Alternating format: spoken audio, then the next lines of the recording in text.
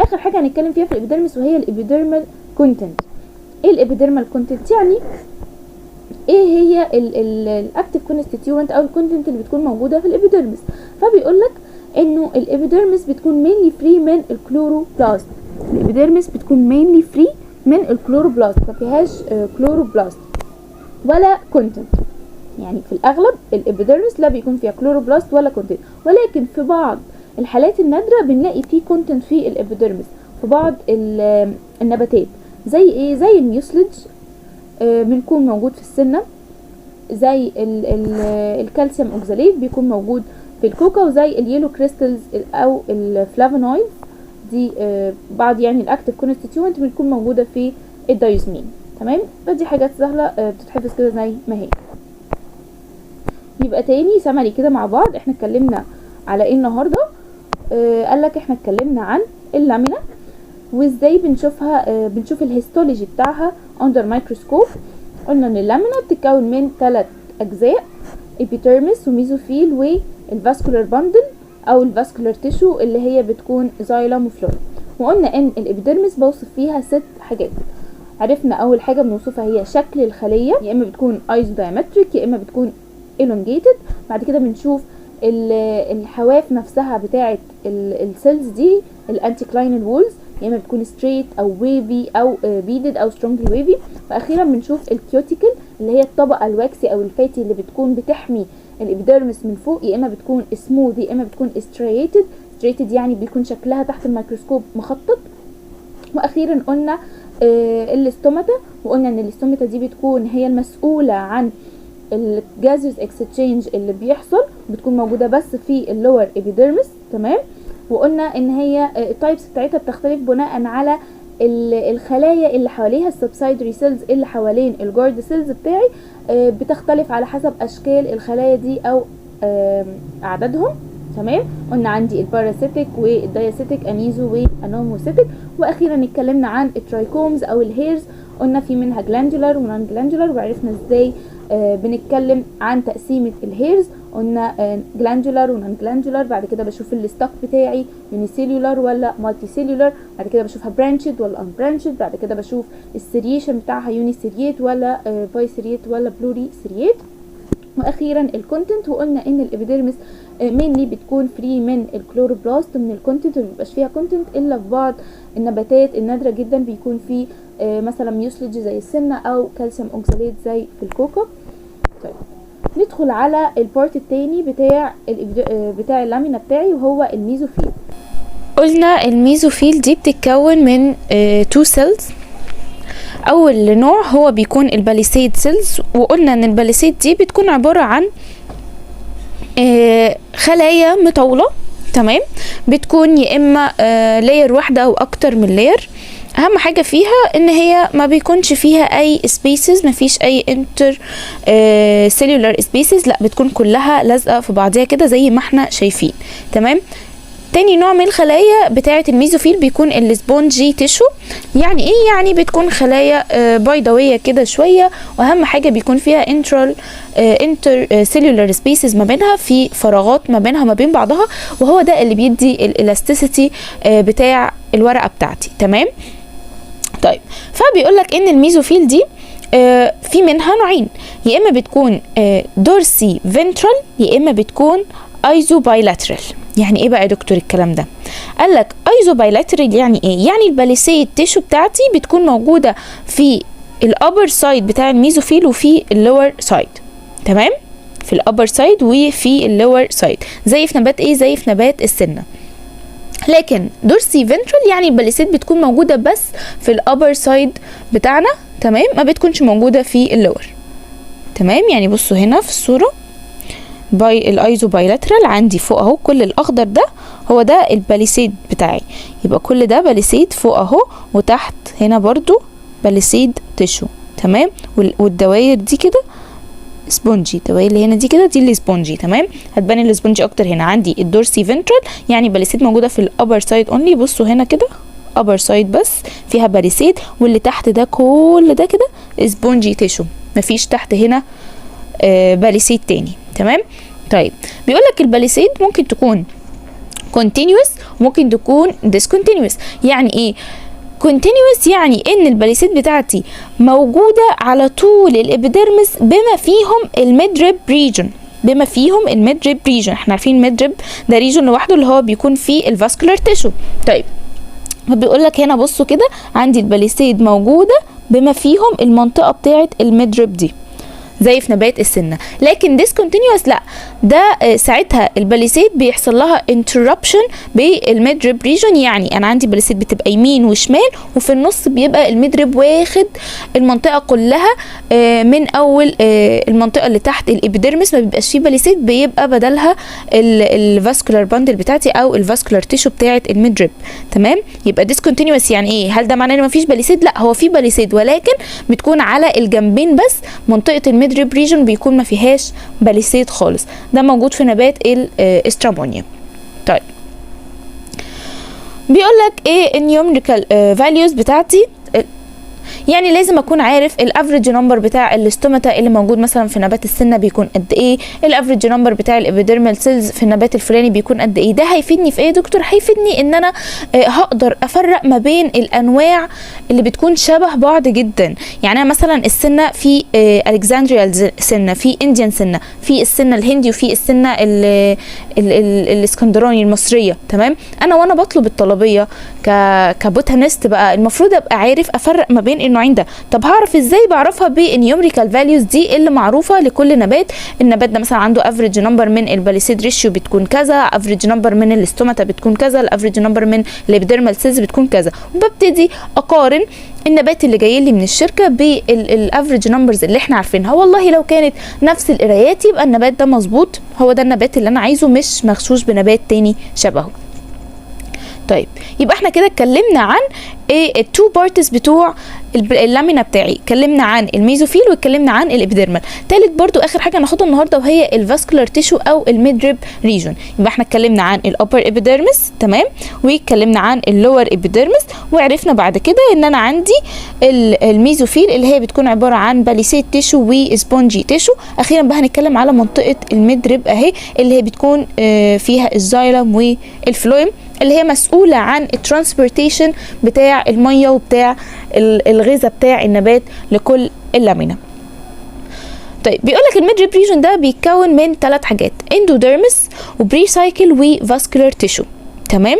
طيب ايه يا دكتور الاندوديرمس دي؟ قال لك الاندوديرمس دي بتبقى عباره عن انر موست لاير جوه الكريتيكال تيشو. الكريتيكال تيشو اللي هي الخلايا الوسطى يعني بتاعه الميدريب. بيقول لك ان دي بتكون الانر موست لاير اللي جوه الميدريب بتاعي. تمام، في الاغلب بتكون خلايا ملهاش ملامح indistinct cells. تمام، ولكن في بعض الاحيان ممكن يكون ليها distinct structure او distinct shape. تمام، لما بيكون جواها ستارش، عشان كده معروفه اكتر بكلمه ستارش شيث. تمام، يبقى الاندوديرمس دي كل محتاج تعرفه ان هي بتكون الانر موست لاير جوه الكريتيكال تيشو، يا اما في الاغلب بتكون indistinct ملهاش ملامح مش معروفه قوي. لما بيكون جواها ستارش بنسميها ستارش شيث، وساعتها بتكون الخلايا بتاعتها distinct. طيب تاني حاجه في الميد ريجن وهي البري سايكل. قالك البري سايكل دي بتكون بعض الخلايا موجوده ما بين الكريتيكال وما بين الفاسكولار تيشو، بتتكون من بارينكايماتس سيلز وكولانكايماتس سيلز وفايبر. هنتكلم وهنشرحهم دلوقتي بالتفصيل. طيب تالت حاجه وهي الفاسكولار تيشو، تعتبر دي اهم وظيفه للميدريب ريجن اللي هي الفاسكولار باندل بتاعتي، الفيسلز اللي مسؤوله عن توصيل الميه والغذاء لكل النبات. تمام، قلنا ان هي اهم وظيفه ليها اللي هي الكوندكشن، تمام، او ترانسبورتيشن، كومبوزد من الفلويم والكامبيوم والزايلم. عارفين ان الزايلم بيكون مينلي مسؤول عن توصيل الميه والمينرالز، الفلويم هو اللي بيكون مسؤول عن توصيل الغداء، والكامبيوم ده بتكون حاجه ما بينهم، يعني ما بين الفلويم والزايلم، بتكون مسؤوله ان هي تعمل نمو او زياده للسمك بتاع الفلويم والزايلم، حاجه كده مساعده يعني. طيب تعالوا نتكلم عن البري سايكل. قلنا ان هي بتتكون من 3 خلايا، 3 انواع من الخلايا، ممكن يكون بارينكايما او كولينكايما او فايبر. تمام، ايه الفرق بقى ما بينهم؟ قال لك البارينكايما دي بتكون سمبل جراوند تيشو. تمام، اهم ميزه فيها ان هي بيكون فيها large intercellular spaces. large intercellular spaces ليه بقى؟ البارينكايما دي بتكون مسؤولة عن حاجتين، في منها نوعين من الخلايا. اول حاجة هي الكولورينكايما، ونركز ما بين كوليرينكايما وكولينكايما، دي حاجة ودي حاجة. طيب كوليرينكايما دي بتكون نوع من انواع البارينكيما سيلز مسؤولة عن البناء الضوئي، عن الفوتوسينثيس. اشمعنى يا دكتور؟ علشان هي اللي عندها كلوروبلاستس اللي موجودة جوه الكلوروفيل. يبقى دي كده ايه؟ الخلايا الخضراء دي كوليرينكايما، نوع من انواع البارينكايما سيلز بتاع البري سايكل اللي موجودة في الميدريب ريجون، مسؤولة عن البناء الضوئي عشان فيها كلوروبلاستس. طيب تاني نوع من انواع الخلايا بتاعت البارينكيما هي الارينكايما. ارينيكايما. ايه الارينيكايما دي؟ قالك دي بتكون large spaces، فيها large intercellular spaces، خلايا كده فيها، شايفين الفراغات دي كلها؟ تمام. الفراغات دي بتكون جواها air spaces. اوقات كتير بيتم استخدامها في ان النبات يخزن فيها الميه. تمام. يبقى الارينكايما ممكن يعني تربطوها ببعض كده، اير وارين. تمام. الارينكايما دي موجود فيها اير سبيسز. يبقى تاني البارينكايما سمبل جراوند تيشو من البلانت، بتكون لارج اصلا في الحجم. بصوا هنا الخليه كبيره ازاي. تمام. واهم حاجه ان هي فيها انتر سيلولار سبيسز. في منها نوعين، كولورينكايما هي اللي بتعمل البناء الضوئي عشان فيها كلوروبلاست، وارينكايما دي اللي جواها اير سبيسز وفراغات هواء كبيره. طيب تاني نوع من انواع الخلايا بتاعت البري سايكل هو الكولينكايما. قال لك الكولينكايما دي بتكون تيشوز. تمام. مهمتها ان هي تعمل سبورتنج للنبات بتاعي. ليه؟ اشمعنى؟ عندها ايه بيخليها تعمل السبورتنج ده؟ لانها معمول لها سيكنينج بالسيلولوز. يبقى الوولز بتاعت الكولينكايما تيشو بيكون حاصل لها سيكنينج بالسيلولوز. تمام. تالت حاجه وهي الفايبرز. قال لك الفايبرز بتكون elongated cells، خلايا كده مطوله شويه. واهم كلمه هنا non living cells، خلايا ميته مفيهاش نيوكليوس، خلايا ميته. يعني ايه يا دكتور؟ يعني الخلايا اللي فاتوا دول البارينكايما والكولينكايما كانوا living cells عادي جدا، لكن الفايبرز هي اللي بتكون non living cells. وبما ان هي non living cells يبقى بديهيا كده هيكون وظيفتها الاساسيه ايه؟ مظبوط، هتكون وظيفتها بس ان هي تعمل سبورتنج للميدريب بتاعي، او سبورتنج للورقه بتاعتي، علشان هي الوولز بتاعتها very thick. تمام. الوولز بتاعتها very thick عشان هي كده non living cells. طيب تالت مكون بيكون في الميد ريب ريجون اللي هو الفاسكولار تيشو. احنا قلنا الميد ريب ريجون بيكون متكون من الاندوديرمس والبري سايكل واخيرا الفاسكولار تيشو او الفاسكولار باندلز. طيب احنا عارفين ان الفاسكولار تيشو بتتكون من فلويم، دي بتكون outside the bundle، والزايلم ده اللي موجود في النص، وما بينهم الكامبيوم. قال لك الفاسكولار باندل في منها نوعين او شكلين، يا اما collateral vascular bundle يا اما bicollateral vascular bundle. ايه بقى الفرق؟ الكولاترال وده اللي موجود في اغلب النباتات، ده بيكون عباره عن الزايلم تحت اهو متكون من واحد فلويم واحد زايلم، الزايلم تحت الفلويم فوق وما بينهم الكامبيوم سيل. ده الشكل اللي معروف واللي منتشر في اغلب النباتات. طيب البايكولاترال قال لك كأن احنا قسمنا كل حاجه نصين. ازاي؟ عندي فلويم تحت وفلويم فوق، وعندي كامبيوم تحت وكامبيوم فوق، وفي النص زايلم كبير. يبقى انا البايكولاترال فاسكولار باندل متكون من 2 باتشز من الفلويم. تمام. وفي نصها سنجل باتش كبيره من الزايلم، والكامبيوم كانه اتقسم نصين، جزء اوتر كامبيوم فوق الزايلم وجزء تاني انر كامبيوم تحت الزايلم. تمام. طيب بما ان الزايلم يعتبر من اهم حاجه في الفاسكولار باندل علشان هو المسؤول عن الكوندكشن بتاع الووتر، وكمان ممكن يعمل سبورت لانه بيكون في ليجنيفايد سيكنينج، يعني حاصل له سيكنينج بالليجنين. تمام. قالك الزايلم بتاعي ده بيكون في منه نوعين، radial rows of vessel. ايه النوعين دول؟ حاجه اسمها بروتوزايلم وحاجه اسمها ميتازايلم.